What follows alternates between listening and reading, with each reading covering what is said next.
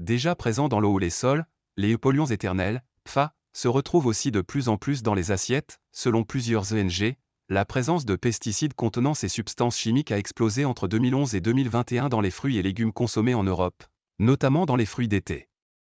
Selon une analyse des données officielles des programmes nationaux de surveillance des résidus de pesticides dans les aliments des États membres menés sur 278 516 échantillons de fruits et légumes, le volume de fruits contaminés par des résidus PFAS a crû de 220% entre 2011 et 2021.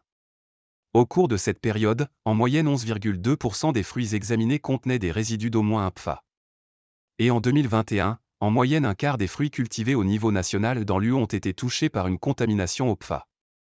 Les plus concernés sont les fruits d'été, comme les fraises, 37% contaminés en 2021, les pêches, 35%, ou les abricots, 31%, indique un rapport publié mardi par plusieurs associations dont Génération Future et Pesticide Action Network, PAN, Europe. Ces deux ONG avaient déjà publié une première étude sur le sujet en novembre 2023, dénonçant la présence parfois insoupçonnée de ces polluants dans les pesticides et montrant que les ventes des intrants chimiques contenant des PFAS avaient triplé depuis 2008.